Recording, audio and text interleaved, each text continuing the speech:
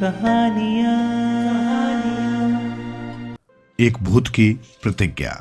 महाराज गंज की एक कच्ची गली में अधेड़ उम्र रघु सब्जी वाला अपनी अधेड़ पत्नी शोभा और जवान बेटे मदन के साथ रहता था। मदन निहायत ही नकारा और आवारा था। वो हर समय लोगों को परेशान करता रहता था और लोगों को तंग करने का उसका ढंग इतना खराब था कि अक्सर लोगों को चोट भी लग जाती थी। लेकिन मदन लोगों को चोट खाया देखकर बहुत खुश होता था, लोगों का मजाक उड़ाता था। रघु और उसकी पत्नी शोभा मदन को बहुत समझाते कि बेटा अब तू जवान हो गया है, फिजूल की शरारतें बंद कर दे और कुछ काम कर। तेरी माँ भी तेरी शादी करने के सपने संजो रही है। तू किसी काम धंधे में लग जाए तो अच्छी सी सुंदर सी लड़की देखकर तेरी शादी करवा दी जाए। बहू घर में आ जाएगी तो तेरी माँ को भी बहुत सुख मिलेगा। मदन अपने पिता की बात एक कान से सुनता और दूसरे से निकाल देता। वो एकदम चिकना घड़ा था। किसी की किसी भी बात का उस पर कभी कोई असर नहीं होता था। एक दिन मदन के पड़ोस के मकान में एक नए किराएदार सुखदेव मिश्रा जी आए, जो कि किसी सरकारी विभाग में बहुत बड़े अफसर थे। उनकी इकलौती लड़की मालती बहुत ही सुंदर थी। मदन ने उसे देखा तो उसका दीवाना हो गया। उसने मन ही मन निश्चय किया कि वो शादी करेगा तो मालती से ही करेगा। संयोग ऐसा हुआ कि मालती से मदन की जान पहचान भी हो गई और हट्टे कट्टे मदन को वो पसंद भी करने लगी। लेकिन मदन की आदतें जस की तस रहीं। लोगों को तंग करना, उन्हें खेल खेल में चोट पहुंचाना मदन ने जारी रखा। मदन के घर से कुछ दूर एक बहुत पढ़ाकू और मेहनती युवक रोहित रहता था। मदन उससे बहुत चिढ़ता था और उसे अपना पक्का दुश्मन मानता था, क्योंकि रोहित की अड़ोस पड़ोस के सभी लोग बड़ी तारीफ करते थे। अक्सर वो रोहित को भी कुछ न कुछ नुकसान पहुंचाता रहता था। लेकिन रोहित बड़े ठंडे दिमाग का था। वो मदन के दुर्व्यवहार पर भी कोई एक्शन रिएक्शन नहीं दिखाता था। खुरापाती और बदमाशियां करने वाले मदन ने एक दिन तो हद ही कर दी। उसने एक पड़ोसी बद्रीनाथ की बैलगाड़ी के दोनों बैलों को ढेर सारी भांग खिला दी। उस दिन बद्रीनाथ बैलगाड़ी में अपनी बीमार पत्नी के साथ लेकर पास के कस्बे में वैद्य जी को दिखाने जा रहा था। बैलों के अंधाधुंध दाएं बाएं उछलने से बैलगाड़ी एक गहरे नाले के पास उलट गई। बद्रीनाथ, उसकी पत्नी और दोनों बैल नाले में जा गिरे। उनमें से कोई भी जीवित नहीं बचा। किसी की समझ में नहीं आया कि क्या हुआ, किंतु मदन तो जानता था कि सब कुछ उसका ही किया धरा था। बद्रीनाथ और उसकी पत्नी की मौत का उसे कोई दुख नहीं हुआ, बल्कि उसे बड़ा मजा आया। लेकिन कहते हैं ना, ईश्वर सब देखता है और सबको उनके पापों का दंड अवश्य देता है। एक दिन मदन ने बहुत से पत्थर इकट्ठे किए और एक ऊंचे पेड़ पर चढ़ गया। उस दिन उसके खुराफाती दिमाग ने निश्चय किया कि उस दिन उधर से जो भी गुजरेगा उसे पत्थर मारकर घायल कर देगा। मदन पेड़ पर चढ़ा, किसी के उधर से गुजरने का इंतजार कर ही रहा था कि अचानक तेज हवाएं चलने लगी। मदन ने देखा कि पेड़ की जिस डाली पर वो बैठा है उसके आसपास की सभी डालियां बहुत हिल रही हैं। उसने सोचा इस तरह तो कोई न कोई उसे जरूर देख लेगा, क्यों न वो और अधिक ऊंची डाली पर छिप जाए। और फिर मदन और ऊंची डाली पर पहुंच गया, किंतु वो डाली पेड़ पर बंदरों के उछलने कूदने की वजह से बीच से कुछ चटक गई थी। और जैसे ही मदन उस डाली पर पहुंचा, डाली टूट गई और मदन सिर के बल नीचे गिरा। गिरते ही उसका सिर फट गया और वो मर गया। मदन मर तो गया, पर कहते हैं ना कि ऐसे अचानक मन में ढेर सारी इच्छाएं रखते हुए मर जाने वाले भूत बन जाते हैं। तो मदन भी एक भूत बन गया। भूत बने मदन की आंख खुली तो उसने स्वयं को एक जगह धरती पर पड़े पाया और उसके दोनों ओर बहुत सारे साए नजर आ रहे थे। एक तरफ सुंदर सौम्य सीधे सादे से चेहरे नजर आ रहे थे, जबकि दूसरी ओर दिखने वाले प्रत्येक चेहरा खतरनाक था। वे सब भूत थे। मदन ने दोनों ओर भीड़ की तरफ एकत्रित लोगों को देखा, फिर बुदबुदाया, मैं कहाँ हूं? ओए बदमाश, तू भूतों की दुनिया में है, इधर देख मेरी तरफ। बेहद खतरनाक चेहरे वाले एक भूत ने कहा। और हम भूतों में भी दो पार्टियां हैं। एक पार्टी में मैं रंगा और मेरा यार बिल्ला है, और दूसरी पार्टी हमारी है जिसमें मैं सतीश इंजीनियर और नरेश डॉक्टर हैं। अच्छे चेहरे वाले सुंदर सौम्य लोगों में से एक भूत बोला। और तुम भी मरकर भूत बन चुके हो। इसलिए फैसला करो कि तुमने किसके साथ रहना है। एक अन्य भूत ने कहा तो मदन ने उसकी ओर देखा। उसका चेहरा मदन को कुछ जाना पहचाना लगा तो बोला, मुझे लगता है मैं तुम्हें जानता हूं। हाँ, जब मैं जीवित था तो तुम्हारा पड़ोसी था। मेरा नाम बद्रीनाथ था। एक दिन मेरे बैल पागल हो गए और उन्होंने मुझे और मेरी पत्नी को एक गहरे नाले में गिरा दिया। मेरी पत्नी को तो मोक्ष मिल गया, पर मैं भूत बन गया। कहते कहते बद्रीनाथ का वो भूत रोने लगा। चचा, रो क्यों रहे हो? मदन ने पूछा तो शरीफों की तरफ का एक भूत बोला, ये ऐसे ही रोते रहते हैं। इनका 8 साल का एक बेटा अनाथ हो गया। उसे किसी रिश्तेदार ने शरण नहीं दी। बेचारा पेट भरने के लिए भीख मांगता रहता है और इन्होंने भी अभी तक ये निर्णय नहीं किया है कि ये रंगा बिल्ला की पार्टी में रहेंगे या इंजीनियर डॉक्टर की पार्टी में। अब तुम बताओ, तुम किसके साथ रहोगे? मदन तो था ही अक्खड़ स्वभाव का, झट से बोला, अरे मैं भी तो अभी अभी तुम लोगों के बीच आया हूं। पहले मुझे घूमने दो, फिर कुछ सोचूंगा। और फिर मदन उसी गली मोहल्ले में घूमने लगा जहां वो रहा करता था।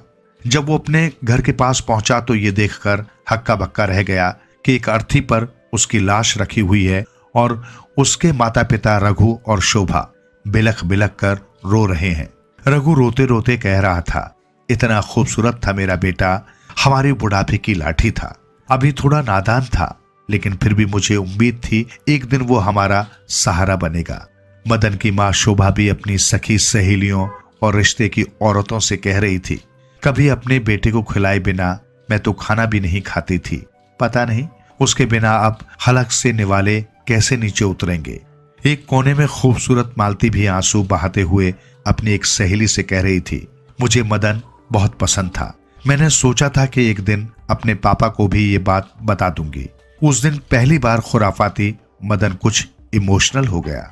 जीवित रहते तो वो कभी भी अपने जीवन और काम के प्रति जरा भी गंभीर नहीं हुआ था, किंतु भूत बनने के बाद उससे महसूस हो रहा था कि कुछ लोगों के लिए वो कितना खास शख्स था। उसके बाद बहुत सारे महीनों तक मदन एक पीपल के पेड़ की डाल पर लटका रहा, वहां से जरा भी नहीं हिला। एक दिन बद्रीनाथ का भूत उसके पास आया और बोला, अरे तुम इस पीपल पर छिपे हो, रंगा बिल्ला और इंजीनियर डॉक्टर तुम्हें 1 साल से ढूंढ रहे हैं। मदन पेड़ से नीचे उतरा ही था कि एक बच्चे के रोने की आवाज ने उसे हिला दिया।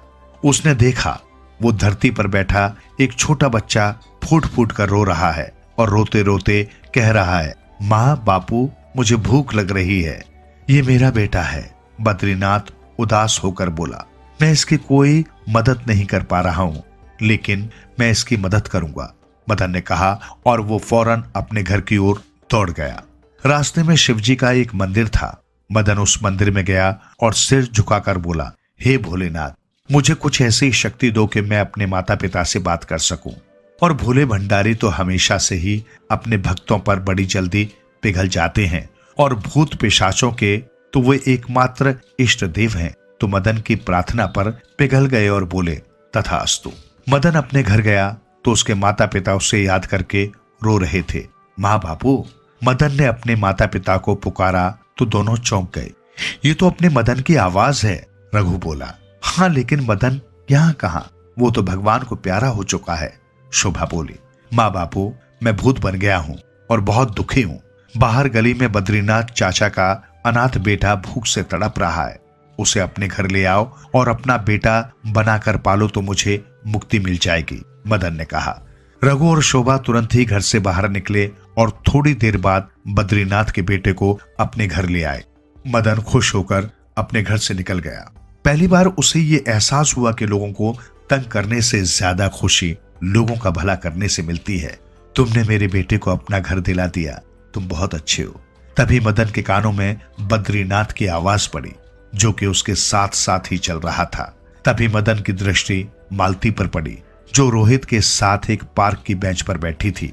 मदन ने गहरी सांस लेकर बद्रीनाथ से कहा, अगर मैं जीवित रहते हुए एक अच्छा इंसान होता तो ये खूबसूरत युवती आज मेरे साथ होती। काश मेरे अंदर बुरी आदतें न होती, काश मैं एक अच्छा इंसान होता। अब पछताने से कोई फायदा नहीं, चलो रंगा बिल्ला और इंजीनियर डॉक्टर से मिल लो, बद्रीनाथ ने कहा। पर पहले ही सोच लो कि तुम किसकी पार्टी में शामिल होना है। आप किसकी पार्टी में हैं? मदन ने पूछा। किसी की नहीं।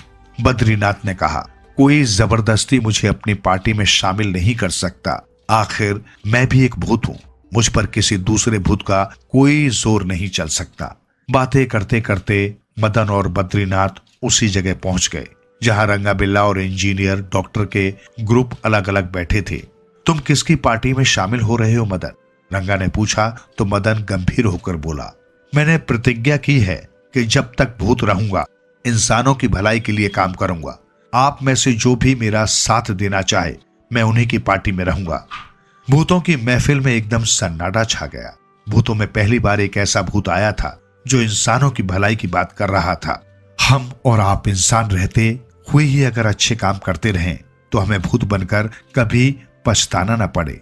जरा सोचिए, अगर मदन एक इंसान के रूप में लोगों के साथ अच्छा व्यवहार करता तो मालती जैसी खूबसूरत युवती के साथ सुखपूर्वक जीवन बिता रहा होता या नहीं। अपने इंसानी जीवन में अच्छे अच्छे काम कीजिए, वरना मरने के बाद भी आपको पछताना पड़ सकता है। भाग्य का खेल। एक जंगली अंजीर के वृक्ष के नीचे एक आदमी रहता था। उसे सब आलसी महाशय कहकर बुलाते थे। उसे ये उपाधि इसलिए मिली कि उस व्यक्ति को कभी किसी ने काम करते नहीं देखा था। वो सारा दिन पेड़ के नीचे लेटा रहता था और उस पल का इंतजार करता जब अंजीरें खुद पेड़ से गिरकर उसके मुख में आ जाए। सब लोग उसे धिक्कारते थे, पर वो किसी की परवाह नहीं करता था। कभी कभार लोग क्रोध में आकर उसे पत्थर मारते, परंतु वो इतना आलसी था कि अपनी रक्षा भी न करता। एक दिन तूफान आया और बहुत सी अंजीरें टूटकर साथ वाली नदी में गिर गईं। तब राजा की भतीजी राजमहल में नदी के किनारे खेल रही थी। उसने एक अंजीर उठाकर खाई तो उसे बेहद पसंद आई।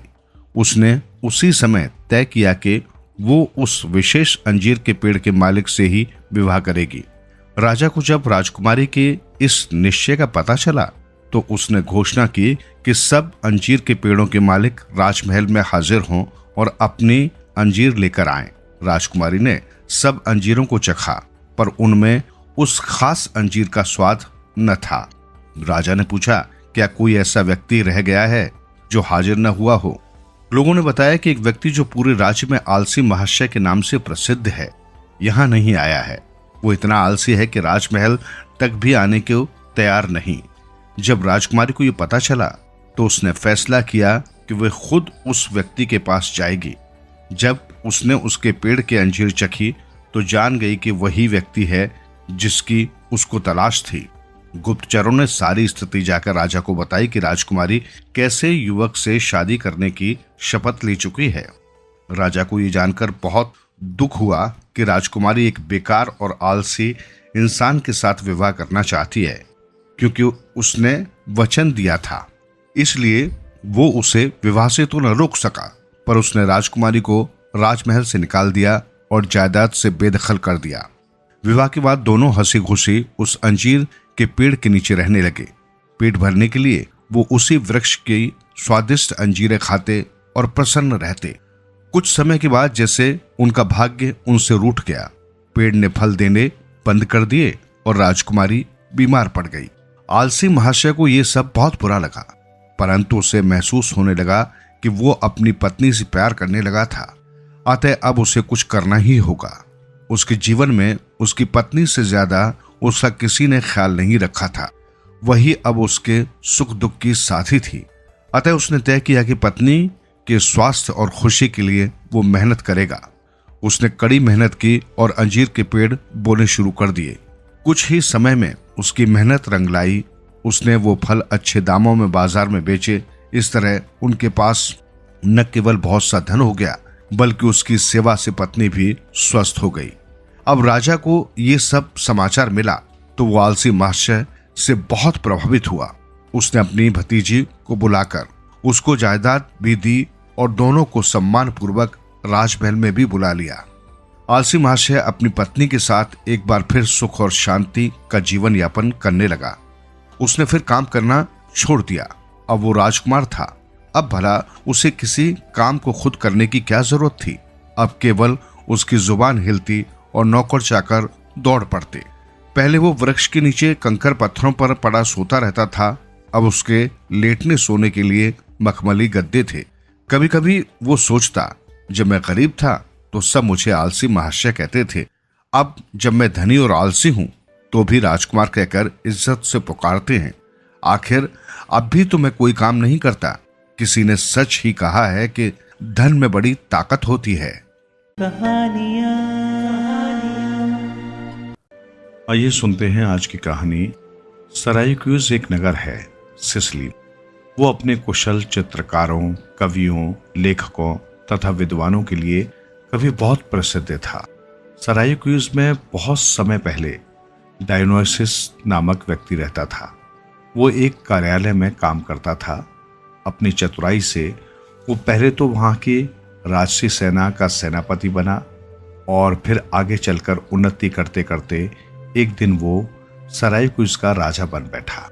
उसके राजकाल में धन दौलत की तो कोई कमी न थी, परंतु फिर भी न जाने क्यों प्रजा उससे नाराज रहती थी। वो किसी पर भी विश्वास नहीं करता था, सभी को संदेह की नजर से देखता था। माना जा सकता था कि प्रजा उससे इसी कारण नाराज रहती हो। डायोनिसियस के राज्य में डेमन तथा पायोथियस नाम के दो युवक रहते थे। वे गहरे मित्र थे। वे सगे भाइयों समान रहते थे। वे सदा एक दूसरे पर प्राण छिड़कने को तैयार रहते थे। एक बार किसी बात पर पायोथियस ने डायोनिसियस को अत्याचारी और क्रूर राजा कह दिया। डायोनिसियस ने यह सुन लिया। वो क्रोध से जल उठा और उसने उसे अपने राज दरबार में पकड़ मंगवाया। वो उससे बोला, मैंने जान लिया है तुम मेरे शत्रु हो, अब मैं तुम्हें जिंदा नहीं छोड़ूंगा। उसने अपने सेवकों को आज्ञा दी कि वे उसे शीघ्र ही मौत के घाट उतार दें। लेकिन पायोथियस मरने से पहले अपने बूढ़े और बीमार पिता को देखना चाहता था। अतः उसने राजा से कहा, मुझे 2 सप्ताह की छुट्टी देने की कृपा करें। मैं 2 सप्ताह बाद आपकी सेवा में अवश्य ही उपस्थित हो जाऊंगा, तब आप मेरी बलि चढ़ा दें। राजा ने पायोथियस के शब्दों पर विश्वास नहीं किया। वो जोर से ठाका मारकर हंसा और कहने लगा, क्या तुम मुझे परले सिरे का मूर्ख समझते हो? पायोथियस ने राजा से फिर दया के लिए प्रार्थना की। वो बोला, आप मेरा विश्वास कीजिए, मैं आपका वचन पूरी तरह निभाऊंगा। मैं तुम्हें 2 सप्ताह की छुट्टी इस शर्त पर दे सकता हूं, यदि तुम अपने स्थान पर किसी व्यक्ति को हमारी जेल में छोड़ सको। क्या कोई तुम्हारे लिए 2 सप्ताह तक जेल में रहने के लिए तैयार होगा? डेमन, जो पायोथियस का मित्र था, राजा और अपने मित्र की बातचीत खड़ा खड़ा सुन रहा था। वो तुरंत आगे बढ़कर राजा से बोला, महाराज, मैं अपने मित्र के लिए खुशी खुशी जेल में रहने को तैयार हूं। राजा ने उससे त्योरियां चढ़ाकर कहा, याद रखो, अगर ये नहीं लौटा तो इसके बदले तुम्हें मौत का फंदा चूमना होगा। डेमन ने उत्तर दिया, मुझे पूरा विश्वास है पायोथियस 2 सप्ताह से पहले ही यह लौट आएगा। राजा ने कहा, ठीक है, और डेमन को 2 सप्ताह के लिए जेल में डाल दिया गया। पायोथियस अपने बूढ़े और बीमार पिता को देखने के लिए अपने घर की ओर रवाना हो गया। वहां पहुंचकर वो पिता से मिला, हालचाल पूछा, दवा पानी का प्रबंध किया और फिर उनसे अलविदा कहकर तुरंत सरायुक्यूज के लिए लौट पड़ा। अभी वो रास्ते के पहले छोर पर ही था कि दुर्भाग्य से तेज तूफान चल पड़ा। वो तूफान के बीच बुरी तरह घिर गया। अब उसके लिए यात्रा करना सरल न था। वो उदास हो गया। उसे चिंता सताने लगी कि अब वो अपने दिए गए 2 सप्ताह के समय तक सरायुक्यूज नहीं लौट सके। 2 सप्ताह इस तूफान से संघर्ष करने में ही निकल जाएंगे। उसके स्थान पर उसके निर्दोष मित्र को मार दिया जाएगा। ऐसी दशा में उसे कैसे बचाया जाए? वो अपने वचनों को कैसे निभाए? वो ऐसा सोच ही रहा था कि तभी उसकी उलझन को जानकर सौभाग्य से एक दयालु व्यक्ति ने अपना घोड़ा उसको दे दिया। उसने बिना देर किए घोड़े पर सवार हो सरायुक्यूज लौटने को लिए एक जोरदार एड़ लगाई। एड़ लगते ही घोड़ा सरायकूज की दिशा में सरपट दौड़ने लगा। धीरे धीरे 2 सप्ताह बीत गए। 2 सप्ताह की अवधि के अंतिम दिन का सूर्य भी ढलता जा रहा था, परंतु पायोथियास अभी तक भी सरायकूज नहीं लौट सका था। इधर डायोनासिस ने जेल के अंदर डेमन से पूछा, कहाँ है तुम्हारा मित्र? क्या तुम सोचते हो कि वो वापस आएगा? डेमन ने कहा, मुझे पूरा विश्वास है कि वो आएगा। लगता है शायद वो किसी संकट में फंस गया है। डायोनासिस ने अपने मन की बात बताई, पर मुझे नहीं लगता कि वो आएगा। इस पर डेमन ने दृढ़ता से कहा, मैं नहीं चाहता कि वो वापस आए। मैं उसके स्थान पर अपने प्राण देकर भी उसका सच्चा मित्र होते हुए उसे हर हालत में बचाना चाहता हूं। डायोनासिस ने उसी समय अपनी आज्ञा को ऊंचे स्वर में सुनाया, तो डेमन अब मरने के लिए तैयार हो जाओ। इतना कहकर उसने अपने सेवकों को आदेश दिया, डेमन को ले जाओ और सदा के लिए इसका अंत कर डालो। राजा के ये शब्द अभी पूरे भी नहीं हो पाए थे कि पायोथियास किसी करिश्मे की भांति वहां आ पहुंचा। वो बहुत थका होने के कारण हाफता हाफता कहने लगा, मैं लौट आया हूं, कृपया डेमन को छोड़ दें। फिर वो डेमन की ओर मुड़ा और प्यार भरे शब्दों में बोला, मेरे सच्चे और प्यारे मित्र, तुम्हें बार बार मेरा हार्दिक धन्यवाद। अब तुम घर जाओ और सुखपूर्वक जीवन व्यतीत करो, किंतु ये कभी मत भूलना कि पायोथियास भी तुम्हारा कोई मित्र है। डेमन ने उत्तर में कहा, तुम्हारे बिना मैं सुखी जीवन नहीं जी सकूंगा। मैं नहीं चाहता था कि तुम आज ही लौट आओ। मैं तो तुम्हें बचाने के लिए स्वयं बलि हो जाना चाहता था। डायोनियास दोनों मित्रों के अटूट प्रेम को देखकर बहुत प्रभावित हुआ। वो उनसे बोला, लेकिन अब मैं तुम दोनों में से किसी की भी बलि नहीं चढ़ाऊंगा। तुम दोनों के गहरे और सच्चे प्रेम ने मेरे मन को झकझोर कर रख दिया। मैं चाहता हूं कि आज से तुम दोनों मेरे भी मित्र बन जाओ। आज से मैं तुम्हें स्वतंत्र करता हूं। कभी तुम लोगों को मेरी सहायता की आवश्यकता पड़े तो मुझे अवश्य याद कर लेना। मुझे आप लोगों की सहायता करके प्रसन्नता ही होगी। और वे तीनों उस दिन से गहरे मित्र बन गए तथा समय समय पर एक दूसरे के सुख दुख में हाथ बटाने लगे। तेजू काका। सर्दियां चल रही थी और तेजू काका को मावे की बर्फी बनाकर खाने की इच्छा हो रही थी। तेजू काका ने सोचा कि मावा तो घर पर ही बनाऊंगा और उसके लिए तो दूध शुद्ध होना चाहिए और ऐसा दूध तो सिर्फ सोनपुर गांव में ही मिलेगा। तो तेजू काका ने अपने पड़ोसी नाटा नत्थू को आवाज लगाई, बोले, अरे ओ नाटा, इधर आ, मुझे मावे की बर्फी बनानी है, दूध लेने के लिए सोनपुर जाना है। नाटा नत्थू छोटे छोटे कदमों से दौड़ता हुआ आया और बोला, तेजू काका, दूध लेने के लिए सोनपुर जाने की क्या जरूरत है? हमारे यहाँ क्या दूध की कमी है? तेजू काका ने उसके कान पकड़े और बोला, तुझे क्या पता सोनपुर गांव का दूध कितना खास है। शुद्ध मिठाई खानी है मैंने, इसलिए हर चीज शुद्ध होनी चाहिए। नाटा नत्थू बोला, ऐसा क्या खास है वहां? तेजू काका ने कहा, अरे तूने सोनपुर गांव की कहानी नहीं सुनी? सुनी तो क्या खाक सुनी? नाटा नत्थू अपना सिर खुजलाते हुए बोला, काका, मुझे तो किसी बात का नहीं पता, मुझे भी कहानी सुना दो। तेजू काका बोले, एक ही शर्त पर सुनाऊंगा, तू मेरे साथ दूध लेने चल, सारा दूध तू ही उठा कर लाएगा। नाटा नत्थू बोला, हाँ हाँ, भला मेरे होते हुए आपको थोड़ी ना दूध उठाने दूंगा, चलो चलते हैं। तो दोनों अपनी साइकिल पर निकल पड़ते हैं और तभी तेजू काका कहानी सुनाना शुरू करते हैं। तो सुन नत्थू, ये कहानी है सोनपुर की। सोनपुर गांव में सभी लोग बहुत मिलजुल कर रहते थे। गांव में रहने वाला रामचरण काफी ईमानदार और हंसमुख स्वभाव का था। उनका एक बेटा था महेश, जो शहर में रहकर पढ़ाई करता था। वो फोन पर अपने बेटे से बातें करते थे। पूरे गांव में रामचरण के यहां से सबके घरों में दूध जाता था। लोग प्यार से उन्हें रामू काका कहते थे। उसके पास 8 गायें थी, जिनको वो अपने घर के पीछे बाड़े में रखते थे। वो गायों की काफी देखभाल करता था। वो दूध में कोई मिलावट नहीं करता था। लोगों के घरों में रामू काका एक बड़े टैंकर में सबको दूध देकर आते थे। इससे अच्छी कमाई हो जाती थी।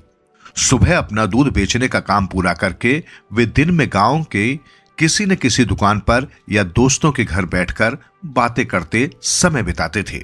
एक शाम को रामू काका चाय वाले बिरजू के पास बैठे थे। रामू काका से बिरजू ने मजाक करने की सोची और बोला, काका क्या बात है, आज सुबह दूध में एक अजीब सा स्वाद था, कुछ मिलाए थे का?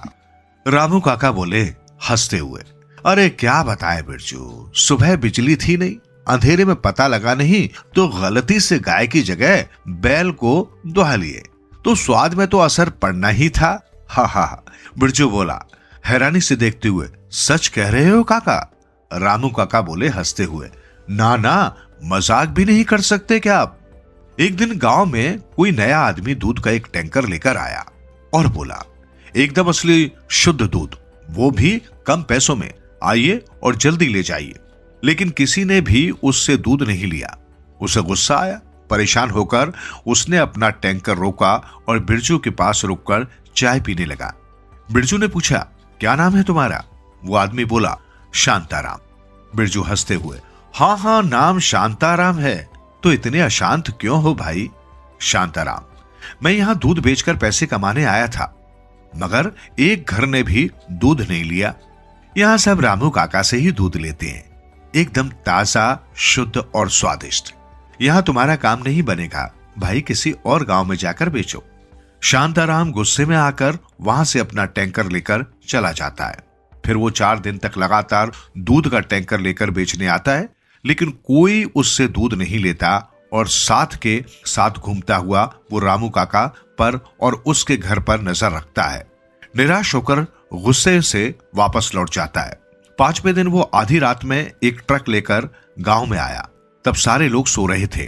वो रामू काका के घर के पीछे बाड़े में गया और सारी गायों को ट्रक में डालकर चोरी करके गांव से बहुत दूर किसी जगह पर ले गया और रामू काका का टैंकर के शीशे तोड़कर टायर की हवा निकाल दी। सुबह होते ही रामू काका उठे और देखा कि गाय नहीं थी। तब वे परेशान होकर रोने लगे कि किसी ने मेरी गाय और टैंकर चोरी कर ली। सभी लोग इकट्ठा हो गए, यहां वहां खेतों में ढूंढा, मगर कुछ नहीं मिला। रामू काका मायूस होकर बैठ गए। सब लोग अपने अपने घरों को लौट गए। दूध न मिलने की वजह से पूरा गांव परेशान था। बच्चे भूख से रो रहे थे। इतने में शांताराम दूध का टैंकर लाया और बोला, एकदम असली शुद्ध दूध, वो भी कम पैसों में, आइए। और सब लोगों को उससे दूध लेना पड़ा। वो दूध में बहुत सारा पानी मिलाकर लाया था। उसका दूध गंदा था। दूध पीने के बाद लोग आपस में उसके दूध की बुराई करते थे, मगर उससे मिलावटी दूध लेने के सिवा कोई भी चारा न था। ऐसे कुछ दिन बीतते गए। रामू काका की परेशानी का कोई उपाय नहीं निकला। एक शाम रामू काका के बेटे महेश ने उन्हें फोन किया। फोन उठाते ही रामू काका बोले, हाँ बेटे, कैसे हो? महेश बोला, ठीक हूं पिताजी, आप बताइए कैसे हो और काम कैसा चल रहा है? इतना कहते ही रामू काका जोर जोर से रोने लगे। महेश घबरा कर बोला, क्या हुआ पिताजी, बताइए। तब रामू काका ने गाय और टैंकर चोरी होने की सारी बात बता दी। महेश ने कहा, मैं कल सुबह ही गांव आऊंगा, फिर करते हैं बात। अगले दिन सुबह ही महेश अपने स्कूटर पर शहर से गांव आने को चल पड़ा। रास्ते में उसने किसी खेत के पास कुछ गायों को चरते हुए देखा।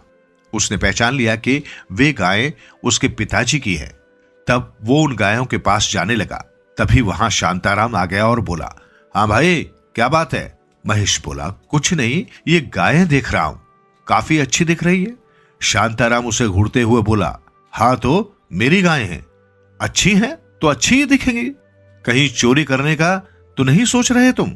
महेश, नहीं नहीं, मैं चोर थोड़े ना हूं, मैं तो बस इन्हें खरीदने की सोच रहा हूं। शांताराम बोला, फिर बढ़िया है, चोरी करना पाप होता है, मुझे तो सख्त नफरत है चोरों से, कहीं कोई चोर मिल जाए तो मैं तो उसका टकला फोड़ दूं। महेश ने पूछा, आप बताओ कितने में बेचेंगे इन गायों को? शांताराम मन में सोच रहा था कि मूर्खों की कमी नहीं है दुनिया में, आजकल तो दिन बहुत अच्छे चल रहे हैं, मिलावटी दूध का काम भी चल गया और मुफ्त की गायें भी इस मूर्ख को बेचकर तगड़े पैसे कमा लूंगा। इन 8 गायों के मैं 1.5 लाख रुपए लूंगा। महेश ने कहा, इतने ज्यादा? कुछ तो कम करो भाई। शांताराम बोला, देखो मैंने इन गायों की बहुत देखभाल की है, चलो फिर भी कम कर देता हूँ। 1,30,000 से कम 1 रुपया भी नहीं लूंगा। लेनी है तो ठीक, नहीं तो चलते बनो। महेश बोला ठीक है, दे दो, मगर मेरी एक शर्त है कि यहाँ से आगे मेरा गांव है। मेरे घर तक तुम इन गायों को छोड़कर आओगे, वहां मैं तुम्हें पैसे दे दूंगा।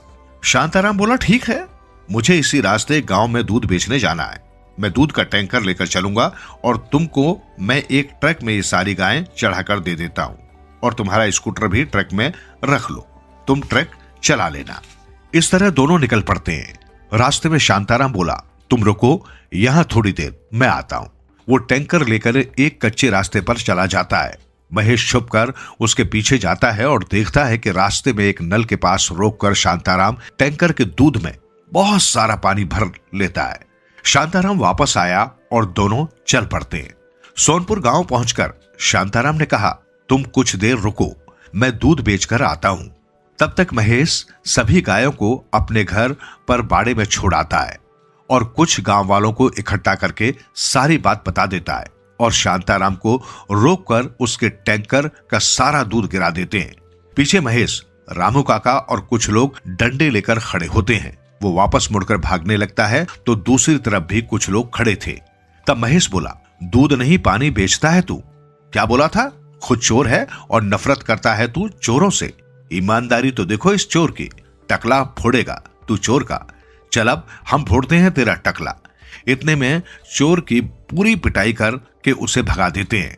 अब रामू काका फिर से टैंकर पर दूध बेचने लगे। तेजू काका बोले लो आ गया सोनपुर। उन्होंने रामू काका से 10 किलो दूध लिया और चल पड़े वापस अपने गांव की ओर। होशियारीलाल। एक था बंटी।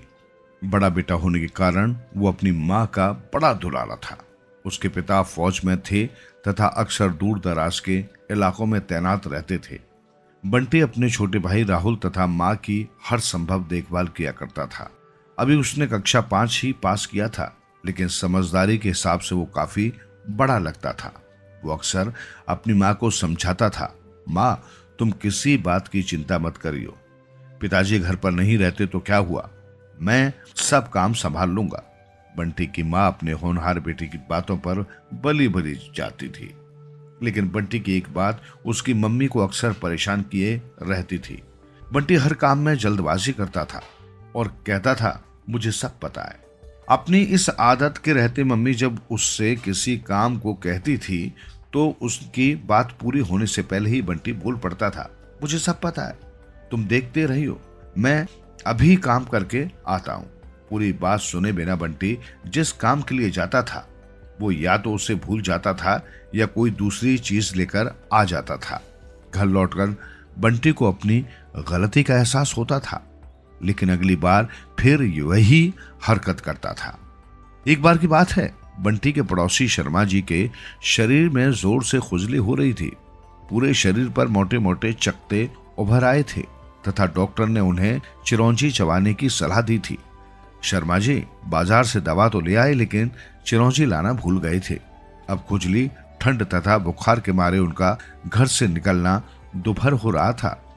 दूसरे पड़ोसी रिजवान सक्सेना जी आदि भी घर पर नहीं थे। शर्मा जी के बच्चे भी छोटे थे और वे भी बाजार नहीं जा सकते थे। अतः विवश होकर शर्मा जी की पत्नी को बंटी की मम्मी से चिरौंजी लाने के लिए कहना पड़ा। मम्मी का इशारा पाते ही बंटी ने पैंट और स्वेटर पहना तथा बाजार जाने के लिए तैयार हो गया। शर्मा जी की पत्नी उसे पुचकारते हुए अपने घर में ले आई और उसे उन्होंने कई बार चिरौंजी लाने की बात समझाई। बंटी हर बार नाराजगी के अंदाज में बोलता, हाँ मैं सब समझ गया, अभी जाता हूं और अभी आता हूं। शर्मा जी की पत्नी बंटी की जल्दबाजी के बारे में खूब जानती थी और इसलिए बार बार बंटी को चिरौंजी की याद दिला रही थी। उन्होंने चाहा कि वे बंटी को सामानों की लिस्ट लिखकर दे दे, लेकिन बंटी नाराज होता हुआ बोला, आंटी आपको हम पर विश्वास नहीं है तो हमसे क्यों मंगा रही हैं? अच्छा ठीक है बंटी, तुम जाओ और ले आओ, शर्मा जी की पत्नी ने कहा। बंटी ने साइकिल निकाली, हैंडल में झोला लपेटा और वो गया वहां। 15-20 मिनट बाद ही बंटी वापस लौटा तो उसका चेहरा उतला हुआ था। शर्मा जी के घर में घुसते ही उनकी पत्नी ने उसका रुआसा चेहरा देखा तो वे उसे ढांढस बांधने लगी। आखिर में वो रोते हुए बोला, आंटी मैं मोड़ पर फिसलकर गिर गया। तुम्हें चोट तो नहीं है बेटा? शर्मा जी की पत्नी ने बंटी को पुचकारा। नहीं आंटी, चोट तो नहीं लगी, लेकिन मैं बस गिर गया था। बंटी ने आंखों की कोरों को स्वेटर की बाहों से पोंछते हुए कहा। लेकिन चिरौंजी कहाँ है? शर्मा जी की पत्नी ने बंटी को थोड़ा अस्वस्थ देखकर पूछा। वो तो साइकिल के हैंडल में टंगी है, अभी लाता हूँ। बंटी झपटता हुआ गया और थोड़ी देर में ही झोला लेकर लौट आया। शर्मा जी की पत्नी को झोला बहुत भारी लगा। उन्होंने अंदर हाथ से टटोल कर देखा तो झोले में आधा किलो रामदाना रखा हुआ था। शर्मा जी की पत्नी के मुंह से बेसख्ता हंसी छूट गई। बेटा ये क्या लाए हो? वही चिरौंजी, लेकिन ये तो रामदाना है। आंटी मैंने तो चिरौंजी ही मांगी थी, उससे उसने गलती से रामदाना दे दिया होगा। भला इसमें मेरी क्या गलती है? होशियारी लाल, तुम्हारी गलती ये है कि तुमने चिरौंजी को चनौरी कह दिया होगा। यहाँ के लोग रामदाने को चनौरी भी कहते हैं। लेकिन बंटी अपनी गलती मानने को राजी नहीं था। आखिर शाम को शर्मा जी की पत्नी ने दूसरे पड़ोसी से रामदाने वापस करवाए और चिरौंजी मंगवाई। बात आई गई हो गई। इसी तरह एक दिन बंटी की मम्मी की भी तबीयत अचानक खराब हो गई। पड़ोसी रिजवान थोड़ी बहुत दवा वगैरह भी जानते थे। बंटी की मम्मी को उन्होंने एक पर्चे पर कुछ दवाएं लिखकर दी तथा बंटी से दवाएं लाने को कहा तथा दुकान का पता भी बता दिया। ठीक है अंकल, मैं अभी गया और अभी आया, बंटी ने आत्मविश्वास के साथ कहा। रिजवान अपने घर चले गए। मम्मी तुम चिंता मत करियो, मैं अभी दवा लेकर आया। राहुल तुम तब तक मम्मी का ध्यान रखना। 20-25 मिनट लगे होंगे बंटी को बाजार पहुंचने में, लेकिन वहां पहुंचते पहुंचते वो उस दुकान का पता ही भूल गया जो रिजवान चाचा ने बताई थी। जिस भी दुकान पर बंटी जाता, थोड़ी देर तक वो दुकानदार पर्चे में सिर खपाता और फिर इनकार में सिर हिला देता। बंटी उस दुकानदार से दवा मिलने का पता पूछता, लेकिन दुकानदार आगे देख लो का टका सा जवाब दे देता। बंटी आगे और आगे बढ़ता हुआ काफी दूर निकल गया, लेकिन दवा नहीं मिली तो नहीं मिली। भला दवा मिलती भी कैसे? रिजवान ने तो होम्योपैथी की दवा लिखी थी जो अंग्रेजी दवा वालों की समझ के बाहर थी। अंधेरा घिरने को आ रहा था, तभी अचानक बीच बाजार में धाए धाए की आवाज के साथ 2 बम फटे और देखते ही देखते सायरन की आवाज के साथ साथ पुलिस की गाड़ियां बाजार में दौड़ने लगी। जिस दुकान पर बंटी खड़ा था, दुकानदार ने उसे अंदर खींचते हुए शटर बंद कर दिया। भय और आतंक से बंटी का चेहरा सफेद पड़ गया। दुकानदार ने किसी तरह बंटी को धीरज बंधाया। अब मेरी मम्मी के लिए दवा कौन ले जाएगा? कहते हुए बंटी सिसकने लगा। चिंता मत करो बेटा, सब ठीक हो जाएगा। मैं तुम्हें तुम्हारी मम्मी के पास ले चलूंगा। लेकिन अंकल मेरी साइकिल? तुम इसकी चिंता मत करो, अगर बाहर साइकिल न मिली तो वो पुलिस थाने में जमा रहेगी। इंस्पेक्टर से मेरी जान पहचान है, मैं तुम्हें साइकिल वापस दिलवा दूंगा। दुकानदार, बंटी मैं अपने बच्चे की ही छवि देख रहा था। इधर बम विस्फोट की खबरें पूरे शहर में बिजली की तेजी के साथ फैल गई। बंटी की मम्मी ने सुना तो वे अपना बुखार छोड़ बंटी की चिंता में परेशान हो उठी। हाय मेरा बंटी, हाय मेरा बंटी कहते हुए वे अपने घर में बेचैनी से चीखने चिल्लाने लगी। पड़ोसियों ने सुना तो वे भागकर बंटी की मम्मी के पास पहुंचे तथा उन्हें ढांढस बंधाया। उधर रिजवान और शर्मा जी ने फोन से विभिन्न थानों और अस्पतालों में पता लगाना शुरू कर दिया, लेकिन बंटी का कहीं पता नहीं चल रहा था। उधर जैसे जैसे रात बीतती जा रही थी, बंटी की मम्मी का रो रो कर बुरा हाल हो रहा था। यहाँ तक कि नन्हा राहुल भी रोते रोते मम्मी को ही समझाने में लग गया था। रात 10 बजते बजते अचानक एक स्कूटर बंटी के घर के सामने आकर रुका। बंटी की मम्मी का कलेजा धक से होकर रह गया। बंटी की मम्मी भागती हुई आई तो उन्होंने देखा कि एक अंधेड़ आदमी के साथ उनका अपना बंटी खड़ा है। बंटी की मम्मी ने झपटकर बंटी को गले से लगा लिया तथा उसका हाथ पैर व अन्य अंग टटोल कर देखने लगी कि कहीं उसे चोट तो नहीं आई। लेकिन बंटी पूर्ण स्वस्थ था, उसे कहीं खरोच तक नहीं आई थी। बंटी की मम्मी ने इसे भगवान का चमत्कार माना और फिर बंटी को हिला हिलाकर पूछने लगी, तू इतनी देर कहाँ था? मेरी तो जान ही निकल गई थी। तब तक रोता हुआ राहुल भी बाहर आ गया था। उसने देखा कि रोज का बहादुर बंटी डरा हुआ सा मम्मी के पेट से चिपका भर्राई आवाज में बोल रहा था, मम्मी मुझे कुछ नहीं मालूम, अंकल जी से पूछो, इन्होंने ही मेरी जान बचाई है। अब मैं कभी भी जल्दबाजी नहीं करूंगा और हर बात पूरी तरह सुनकर सोच समझकर ही काम करूंगा। आप ठीक कहती थी मम्मी, जल्दी का काम शैतान का और समझदारी का काम इंसान का, बंटी की मम्मी ने जोड़ा था। बंटी, राहुल और उसकी मम्मी तीनों की आंखों के आंसू अब खुशी के आंसू में बदल गए थे। बोका नहीं डरा। बोका को घर में सभी बोका कहकर घर में क्यों बुलाते थे ये तो नहीं पता, पर अब तो बोका को भी ये नाम अच्छा लगने लगा था। पर हाँ, एक बात उसे अच्छी नहीं लगती थी, सब भला उसे डरपोक क्यों कहते थे। ये तो कोई अच्छी बात नहीं।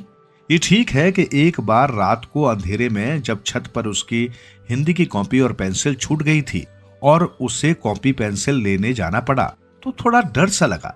फिर उसने मीना दीदी से कहा था, दीदी चलो तो मेरे साथ, छत पर मेरी कॉपी छूट गई है, पेंसिल भी। मीना दीदी तब उसके बार बार कहने पर बड़ा एहसान करते हुए छत पर गई थी। उसने देखा कि उसकी हिंदी की कॉपी उसी तरह चारपाई पर पड़ी थी और पास में पेंसिल भी थी। असल में शाम को वो छत पर बैठकर ही तो होमवर्क कर रहा था। फिर होमवर्क पूरा होते ही पतंग उड़ाने में लीन हो गया।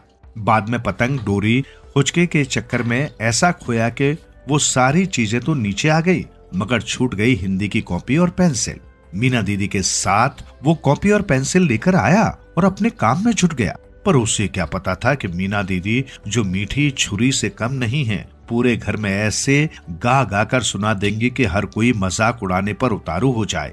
और तो और जब पिछले हफ्ते शर्मा अंकल अपने बच्चों के साथ आए तब भी मीना दीदी ने ऐसे गा गा कर उसके डरपोकपन का किस्सा सुनाया कि शर्मा अंकल और उनके बच्चे रिंकू टिंकू के हंसते हंसते पेट में बल पड़ गए, गाल फूल गए। और इधर वो हैरान परेशान एक कोने में बैठा सारे तीर और बर्छियां सहता रहा और फिर जाकर अपने कमरे में बंद हो गया।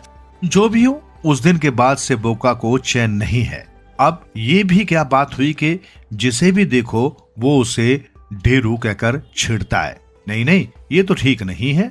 और उसके बाद तो बोका ने तय कर लिया कि उसे अकेले सारे काम करने की आदत डालनी होगी, चाहे कोई कितना ही अंधेरा या सुनसान रास्ता हो, वो अकेले जाकर दिखा देगा। यहाँ तक कि छत पर भी 2-4 बार रात में जाकर देख आया कि कहीं उसे डर तो नहीं लगा। ये बात अलग है, दिल में धुक धुक तो हो रही थी, मगर बोका भी कम नहीं था। दादाजी की जो पुरानी वाली छड़ी है ना, जिसे अब वो काम में नहीं लाते, उसने चुपके से छिपाकर अपने कमरे में रख ली है।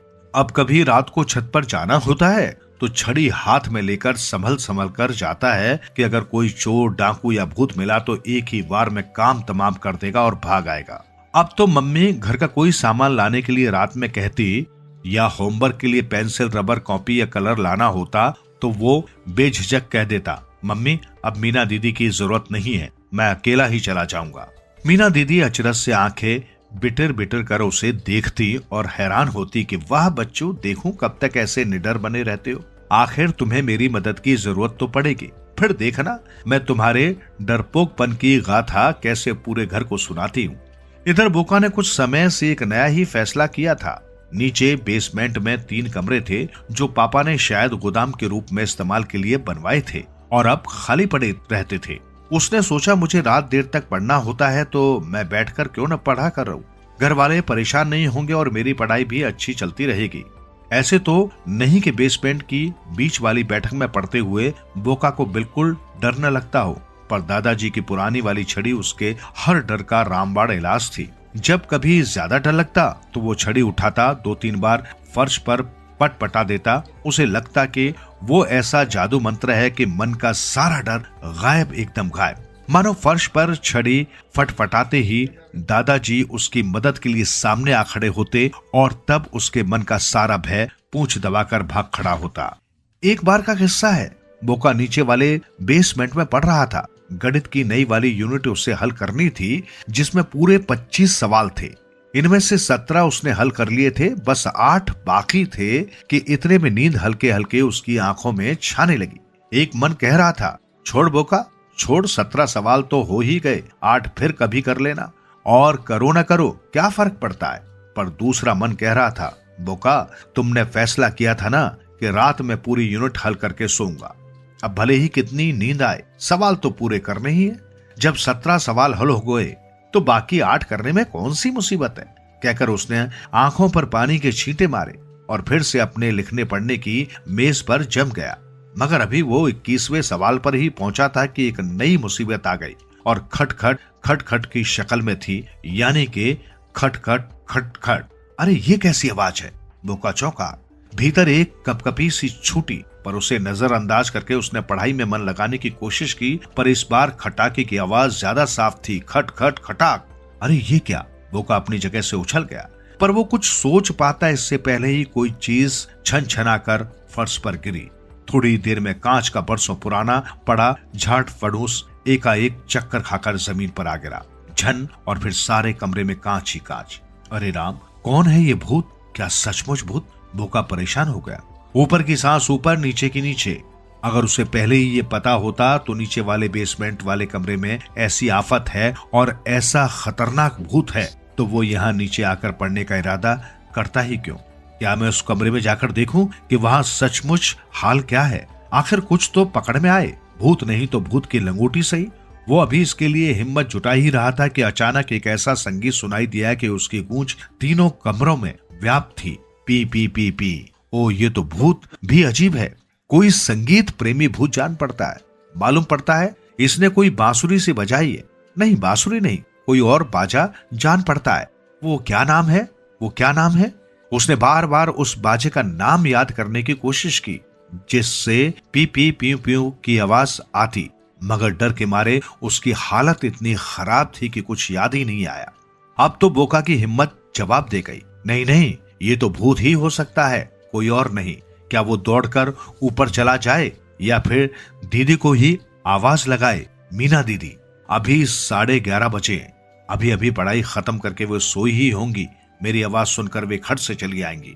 नहीं, बोका ने सोचा, वो फिर मेरा मजाक उड़ाएंगी, फिर हंस हंस कर कहेंगी कि अरे ओ बोका, तू इतना डरपोक है तो नीचे आकर पढ़ने और बहादुर बनने का दिखावा किया ही क्यों?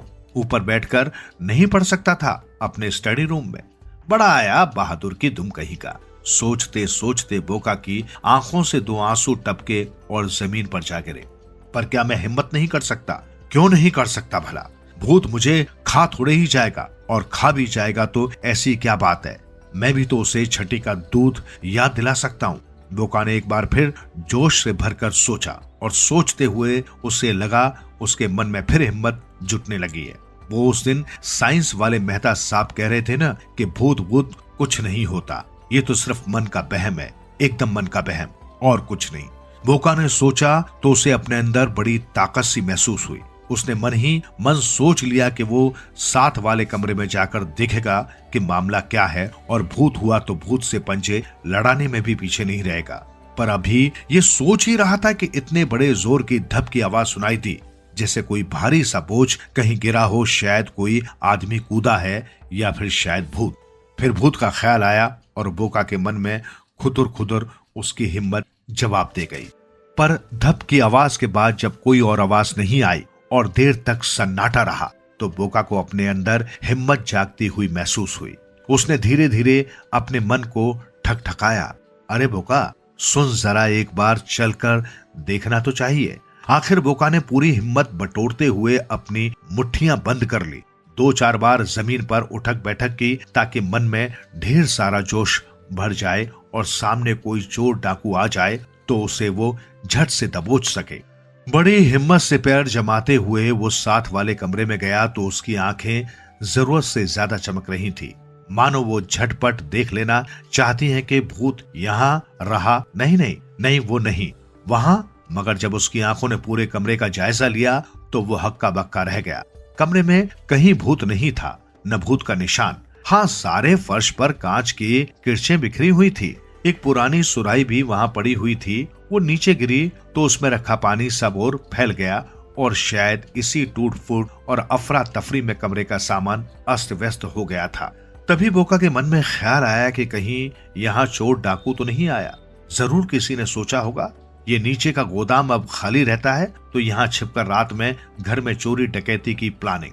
पर अगर सचमुच कोई चोर डाकू था तो वो नजर क्यों नहीं आता? वो आखिर गया कहाँ? हो सकता है कि ये मेरे मन का बहम ही हो। मगर पी पी आवाज तो पी पी की भी आई थी, और फिर धप। आखिर गिरा क्या था? लौटकर बोका फिर अपने पढ़ने की मेज पर आया। उसका दिमाग कुछ ठीक ठाक काम नहीं कर रहा था। चीजें रहस्यपूर्ण थीं और उनका रहस्य समझ में नहीं आ रहा था। चलो छोड़ो, पर यह तय है कि कमरे में कोई चोर डाकू नहीं है। होता तो भला इतनी जल्दी कहाँ चला जाता, कहीं वो हवा में घुल तो नहीं गया। आखिर बोका सब कुछ भूल भाल कर फिर से गणित के सवाल हल करने में जुट गया। उसने सोचा जो कुछ होगा वो तो होगा ही, मगर गणित की ये यूनिट किए बगैर तो मैं नहीं सोऊंगा। आखिर मैंने संकल्प जो किया था। और इतनी उत्तेजना के बावजूद बोका जब गणित के सवाल हल करने बैठा तो उसे कोई परेशानी नहीं हुई, बल्कि जो गणित के सवाल उसे अब तक मुश्किल लग रहे थे अब जरा आसान नजर आने लगे। उसे अपने अंदर ऐसा जोश महसूस हुआ कि दुनिया की कोई चीज मुश्किल नहीं है। जो मैं चाहूंगा कर लूंगा, जिससे चाहूंगा उससे भिड़ लूंगा, और अगर सामने भूत है तो भूत से डरने में भी क्या डर। होते होते गणित की पूरी यूनिट हल हो गई। बोका के मन में अपार खुशी की किरणें झिलमिलाई। वाह बोका वाह, ऐसी हालत में भी तूने गणित के सवाल हल कर लिए। उसके अंदर ही जैसे किसी ने बाहर आकर उसकी पीठ थपथपाई और कंधे सहलाए। अब बोका को बुरी तरह नींद सता रही थी, नींद और भय दोनों एक साथ। शायद इतनी देर की उत्तेजना और तनाव के कारण उसकी आंखें खुद ब खुद बंद हो चली थी। पर अचानक सर ऐसी तेजी से सरसराती आवाज आई जैसे कमरे में कोई चीज गोल घूमी और फिर बड़ी तेजी से कोई कूदा और भागा। उसके बाद तो इतनी तेजी से चक्कर पर चक्कर शुरू हुए जैसे छोटे से कमरे में बवंडर आ गया हो और उस भीषण बवंडर के बीच घिरा हुआ छोटा सा नन्हा सा बोका। वो समझ नहीं पा रहा था कि उफ, ये भूचाल है कैसा। ओ बैठे बिठाले अब कौन सी आफत आ गई। हाय भूत, जरूर ये भूत ही हो सकता है। कौन कहता है कि भूत नहीं होता। अगर ये भूत नहीं है तो फिर। इतने में फिर धप धप धपाक की आवाज और फिर शांति, अपार शांति। बोका ने अब साथ वाले कमरे में फिर जाकर देखा तो उसे पंजों के निशान दिखाई दिए। ओ, ये तो बिल्ली के पैरों के निशान है। और फिर थोड़ी दूर ढेर ढेर कटे कागज। इन्हें जरूर किसी चूहे ने काटा है, या फिर चूहा और बिल्ली। बिल्ली और चूहा, तो कहीं ऐसा तो नहीं चूहे के पीछे बिल्ली भागी और। वो कुछ सोच पाता इससे पहले ही एक बड़ी सी काली बिल्ली धप से एक बोरे से कूदी और तेजी से उछलती सामने सचमुच एक बड़ा मोटा सा चूहा था। वो चूहा उसके मुंह में आते आते रह गया और एक बोरे के कोने में जा छिपा। वहां से फिर छूमंतर। ओ, ये सिर्फ चूहे और बिल्ली की कहानी है, बिल्ली और चूहे की। और वो सोच बैठा था भूत वूत चोर डाकू और न जाने कुछ। मगर वो पी पी प्यू प्यू, वो अनोखा संगीत कहां से निकला। क्या वो भी चूहे और बिल्ली की कहानी में से एक है। बोका सोचने लगा, तभी सामने पड़ी लकड़ी की पुरानी गुड़िया पर उसकी नजर गई, जिसका रेशमी गुलाबी चोला चूहे ने काफी कुछ कुतर दिया था। बोका ने उसे उठाया और प्यार से उसके पेट को दबाया तो आवाज निकली, पी पी पी। ओ, तो ये चक्कर। चूहे बिल्ली की दौड़ में एक गुड़िया नीचे आ गिरी और जब चूहा उछलकर नीचे आ गिरा और पीछे पीछे दौड़ती बिल्ली का पैर इस पर पड़ा तो तीनों कमरों में संगीत सा छा गया। पी पी पी। ओ, अब तो तय ही है। ये पूरा किस्सा भूत वूत का नहीं, एक चूहे और बिल्ली का किस्सा है। बिल्कुल बिल्कुल। बोका के चेहरे पर एक राहत भरी खुशी। फिर वो रात कैसे बीती ये एक अलग किस्सा, अलग बात है। सुबह घर के लोग जागे तो उन्हें अचरज हुआ, बोका अभी तक क्यों नहीं जागा। वो तो घर में सबसे पहले उठकर पढ़ने बैठ जाता था। मीना दीदी ने प्यार से बोका को उठाया तो उसने आंखें झपझपाकर सबकी ओर देखा, जैसे समझ नहीं पा रहा हो रात जो कुछ देखा वो सपना था या ये सुबह, जबकि मीना दीदी और उसके मम्मी पापा प्यार से उसे जगा रहे हैं और कहीं कोई भय का भूत नहीं। फिर मम्मी ने प्यार से बोका के सिर पर हाथ फेरते हुए पूछा, बोका कुछ बात है जो तू कुछ कहना चाह रहा है। तो बोका ने सुनाई वो कहानी, जिसे सुनकर सबके रोंगटे खड़े हो गए। खैर, अब जो कुछ भी हो, इतना तो जरूर हुआ कि मीना दीदी ने बोका को ड्रू कहना एकदम छोड़ दिया। भगवान का प्रसाद। एक गरीब ब्राह्मण जिसके हाथ पैर सही काम न करते थे, उसने कई बार सम्राट कृष्णदेव राय से सहायता की गुहार की, किंतु न जाने क्यों पुरोहित उससे खार खाता था। हार कर झक मारकर वो तेनालीराम के पास जा पहुंचा और तेनालीराम से सारी बात कह सुनाई। उसने कुछ कहकर उसे वापस भेज दिया। उस दिन सम्राट कृष्णदेव राय नर्मदा के उस पार महर्षि आश्रम में जाने वाले थे। गर्मी के दिन थे, रास्ते में पानी के लिए आवश्यक पानी का प्रबंध तेनालीराम को ही करना था। आधी दूरी तय करने के बाद आमों के एक छायाकार बगीचे में पड़ाव डाला गया। सभी ने हाथ पैर धोकर भोजन शुरू किया। भोजन अभी समाप्त होने वाला था कि पानी की टंकी लुढ़क गई। सारा पानी बह गया। सभी के हाथ मुंह भोजन से सने थे। सम्राट ने आदेश दिया, पानी की तलाश करो। सारे दरबारी पानी की तलाश करने लगे। तभी एक दरबारी आकर बोला, महाराज, उस ओर एक छोटी सी कुटिया में ठंडे पानी के 6 घड़े भरे रखे हैं, किंतु कुटिया में कोई नहीं है। तो क्या हुआ? प्यास से बेचैन मंत्री बोला, सम्राट के लिए पानी को कौन मना करेगा? अधिक कहेगा तो उसका मूल्य चुका देंगे। मंत्री की बात पर सहमत हो सभी पानी पीने में जुट गए। तभी कुटिया का मालिक आ गया। पुरोहित उसे देखकर चिढ़ गया। वो गरीब ब्राह्मण था। जब सब पानी पी चुके तो मंत्री उससे बोला, हमें प्यास लगी थी, आसपास कहीं पानी न मिला, सो तुम्हारा पानी पी लिया। बोलो, इसका क्या मूल्य लोगे? गरीब ब्राह्मण से पहले ही पुरोहित मुंह बनाकर बोला, देना ही क्या है, 10 पगोदा दे दो। गरीब ब्राह्मण हाथ जोड़कर बोला, महाराज, पानी का मूल्य मैं नहीं लूंगा। हां, पानी को प्रसाद समझकर कुछ देना चाहें तो दे दें। सम्राट ने तेनालीराम की ओर देखा। तेनालीराम बोला, महाराज, गरीब ब्राह्मण ठीक कहता है। इस संकट में ये पानी भगवान का प्रसाद ही था। प्रसाद की दक्षिणा राजकुल के अनुरूप होनी चाहिए। सम्राट ने अपने गले से मणि की माला उतारकर ब्राह्मण को दे दी। मृगनयनी की चाल। राजा विक्रमादित्य जल्दी से पीपल के पेड़ के पास पहुंचे। वेताल पहले की तरह उल्टा लटका हुआ था। उन्होंने उसे पेड़ से नीचे उतारा और अपने कंधों पर रखा और अपने राज्य की ओर चल दिए। रास्ते में बेताल उन्हें दूसरी कहानी सुनाने लगा। ऐसा लगता था मानो उसके पास कहानियों का कोई खजाना हो। जो ही राजा विक्रमादित्य उसे अपने कंधे पर लादते, वो कहानी सुनाना शुरू कर देता। शूरपुर नामक स्थान पर एक धनी व्यक्ति रहता था। उसका नाम धनार्दन था। वो बहुत दयालु और धार्मिक स्वभाव का था, लेकिन उसकी पत्नी का चरित्र अच्छा नहीं था। उनकी एक बेटी थी, उसका नाम मृगनयनी था। वो भी अपनी मां की तरह खराब चरित्र की थी तथा अपनी मां से 2 कदम आगे थी। धनार्दन ने जल्दी से उसका विवाह कर दिया, लेकिन मृगनयनी की खराब आदतें विवाह के बाद भी नहीं बदली। विवाह के कुछ ही सप्ताह बाद मृगनयनी के पिता का एक नौकर उसके पास गया। वो पहले उसका प्रेमी रह चुका था। उसे देखकर मृगनयनी नाराज हो गई और उसे वापस जाने को कहा, लेकिन जब वो वापस नहीं गया तो मृगनयनी ने एक खतरनाक योजना बनाई। वो उससे मीठी मीठी बातें करने लगी और गिलास के पानी में जहर मिला दिया, जिसे पीते ही वो तड़पने लगा। फिर शीघ्र ही उसकी जान निकल गई। मृगनयनी का पति शाम को घर वापस आया। उसने बड़े प्यार से पति की आव भगत की। वो किसी तरह उसे नौकर से दूर रखने में कामयाब रही। जब मृगनयनी का पति सो गया तो वो अपनी योजना के अनुसार आगे बढ़ी। वो चाहती थी कि एक ही तीर से 2 शिकार हो जाएं। उसे अपने प्रेमी के साथ साथ पति से भी छुटकारा मिल जाए, जिसे वो बिल्कुल पसंद नहीं करती थी। इसके बाद मृगनयनी रोने, पीटने और चिल्लाने लगी, बचाओ, मेरे पति ने मेरे मायके से आए नौकर की जान ले ली।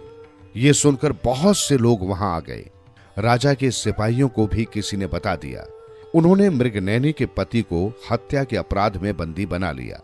अगले दिन मृगनयनी के पति को दरबार में पेश किया गया।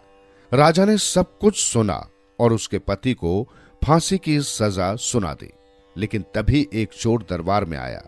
उसने राजा से कहा, महाराज, ये आदमी हत्यारा नहीं है। ये हत्या इसकी पत्नी ने की। मैं इनके घर चोरी करने गया था। चोरी करने से पहले मैं इसके अपराध का गवाह बन गया।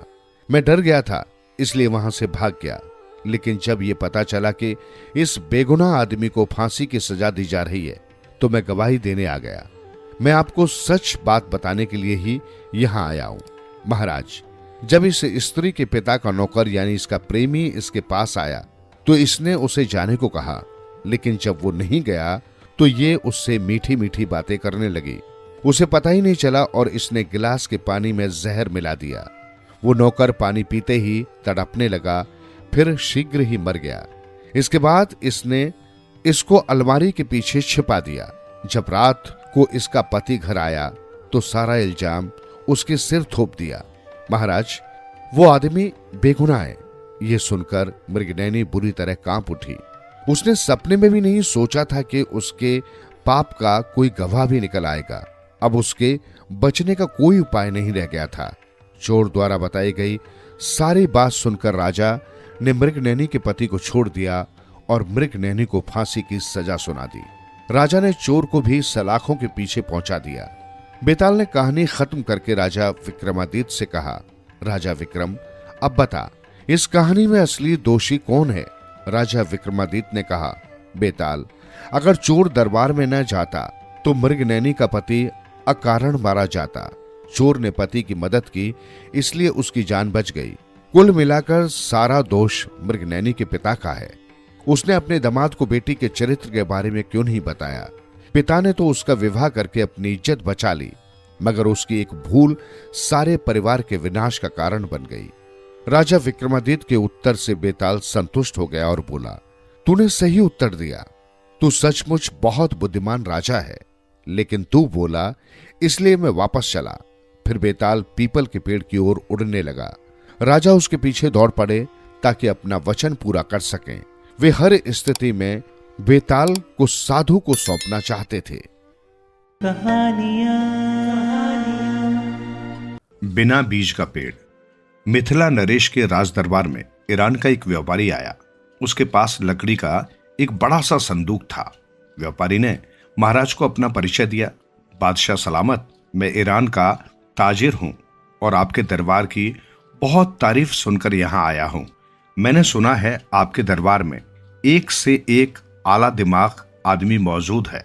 मेरे इस लकड़ी के बक्से में एक ऐसी चीज मौजूद है जिसके जरिए मैं बिना बीज और बिना पानी के एक पेड़ उगाकर दिखा सकता हूं। आपके विद्वानों में से यदि कोई भी आदमी उस चीज का नाम बता दे तो मैं उसका नौकर बनने को तैयार हूं। व्यापारी की चुनौती सुनकर सारे दरबारी एक दूसरे का मुंह देखने लगे। भला बिना बीज और पानी दिए भी कोई पेड़ उगाया जा सकता है? महाराज स्वयं भी सकते में आ गए। दरबार में गोनू झा भी उपस्थित थे। उन्हें व्यापारी की चुनौती स्वीकार करना आवश्यक लगा, नहीं तो दरबार की बेइज्जती होती। अतः उन्होंने उठकर कहा, महाराज, मुझे इन ताजिर महोदय की चुनौती स्वीकार है। मैं बक्से को खोले बिना ये बता दूंगा कि बक्से में बंद चीज आखिर है क्या, किंतु इसके लिए मेरी एक शर्त है। कैसी शर्त? महाराज ने पूछा। महाराज, शर्त यह है कि ये ताजिर रात भर मेरे साथ रहे, जिससे कि बक्से के बदले जाने का भय न रहे। इसकी निगरानी हम दोनों रात भर करेंगे। व्यापारी महोदय चाहे तो कुछ पहरेदार भी रख सकते हैं, घुनुजा ने कहा। व्यापारी रजामंद हो गया। महाराज ने उसके रहने का प्रबंध अतिथिशाला में करवा दिया। व्यापारी संदूक को साथ लेकर अतिथिशाला में ठहर गया। रात भर दोनों किस्सा कहानी कहते, बातें करते हुए जागते रहे। दरअसल गोनू व्यापारी के मुंह से कोई ऐसी बात निकलवाना चाहते थे जिससे कि संदूक में रखी चीज का कोई मामूली सा सूत्र उनके हाथ लग जाए।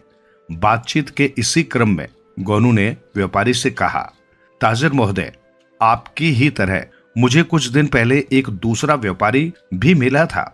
उसने भी यही दावा किया था कि वो बिना बीज और पानी के पेड़ उगा सकता है।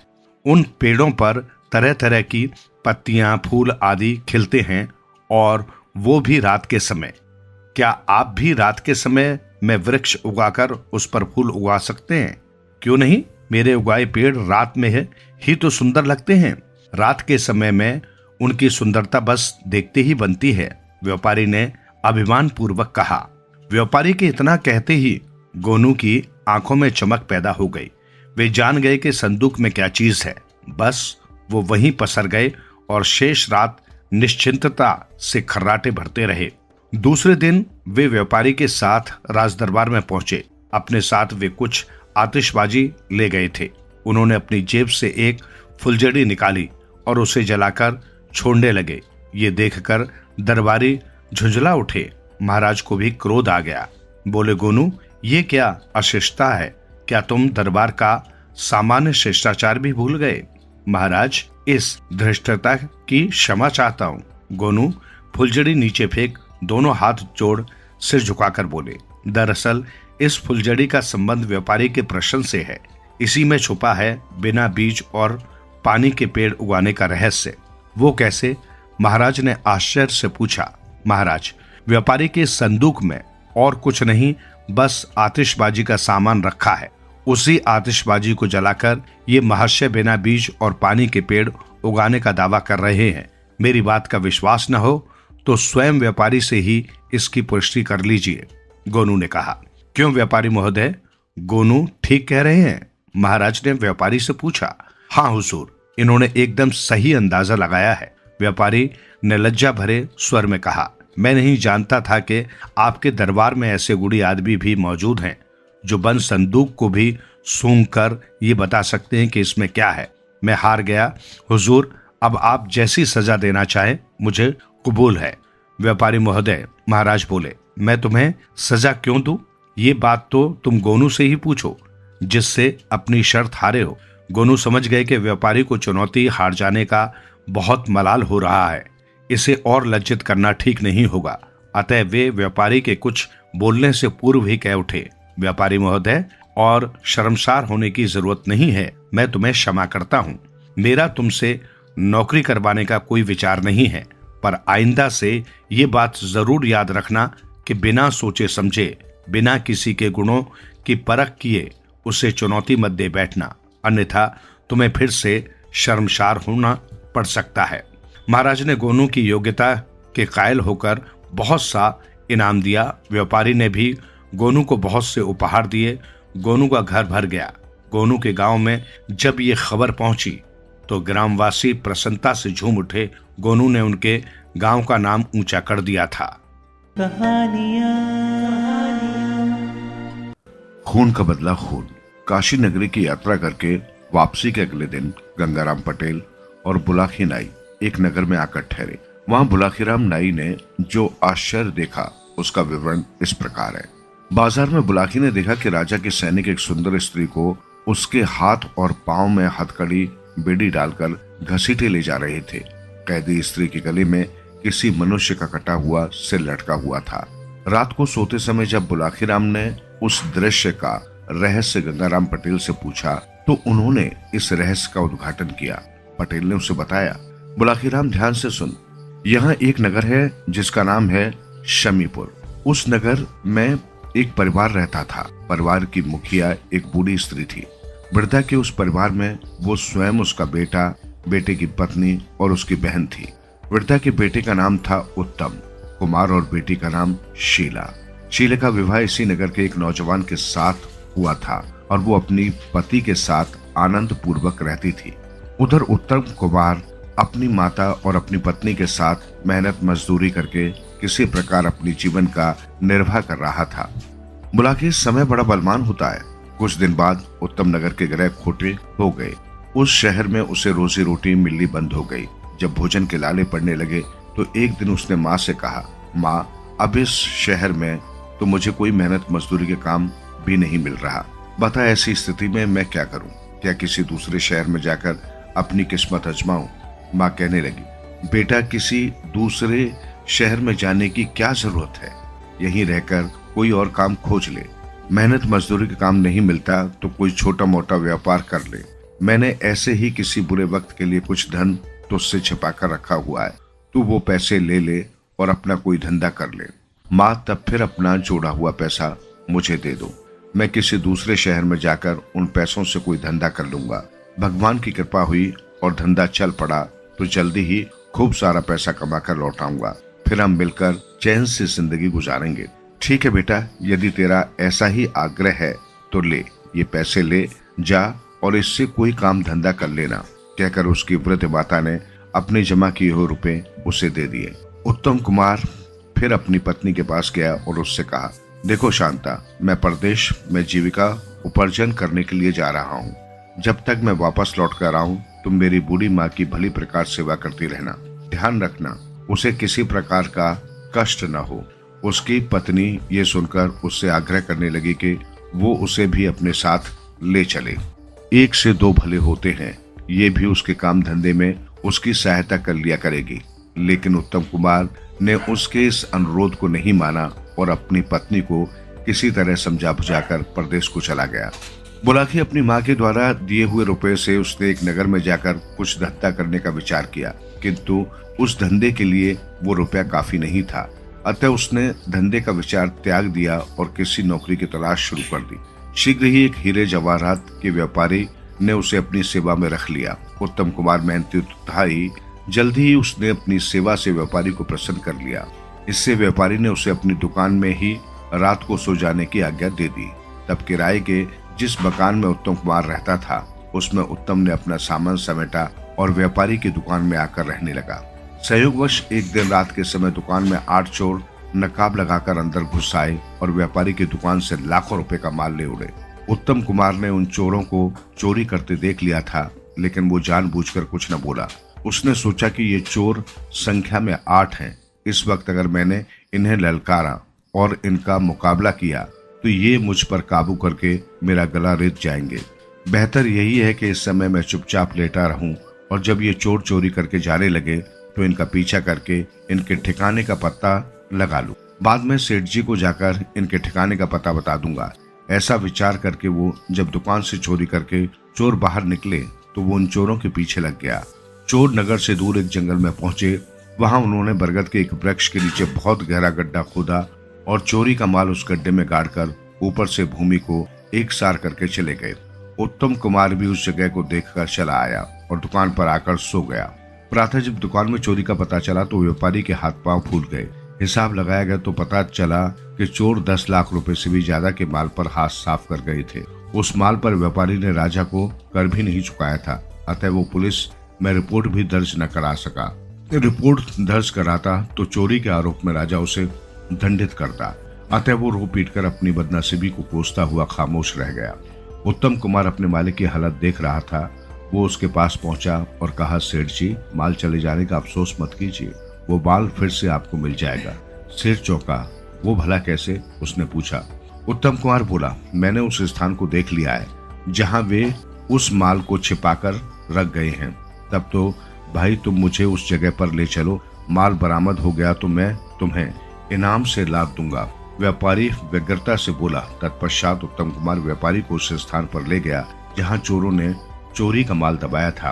व्यापारी ने उत्तम कुमार की मदद से उस स्थान को खुदवाया तो सारा माल बरामद हो गया। घर आकर व्यापारी ने उत्तम कुमार की सेवा से प्रसन्न होकर उसे 1 लाख रुपए इनाम में दे दिए। उत्तम कुमार ने रुपए लेने से बहुत इनकार किया, किंतु व्यापारी न माना। उसने 1 लाख रुपए की थैली उत्तम कुमार के हाथ में थाम दी। बुलाके जब इतने सारे रुपए उत्तम कुमार को अनायास ही मिल गए तो उसने व्यापारी की नौकरी छोड़ दी और अपने घर वापस लौट पड़ा। शाम के समय वो इस नगर में पहुंचा। यहाँ उसकी बहन शीला रहती थी, अतः वो रात्रि को अपनी बहन के पास ही रुक गया। शीला ने अपने भाई का खूब स्वागत सत्कार किया, किंतु उसके पास इतनी बड़ी रकम देखकर उसकी नीयत में खोट आ गया। रात्रि के समय जब उसका भाई गहरी नींद में सो रहा था, तब उसने एक तेज धार वाले हथियार से अपने भाई का गला काट दिया और उसकी रकम अपने घर में छिपा दी।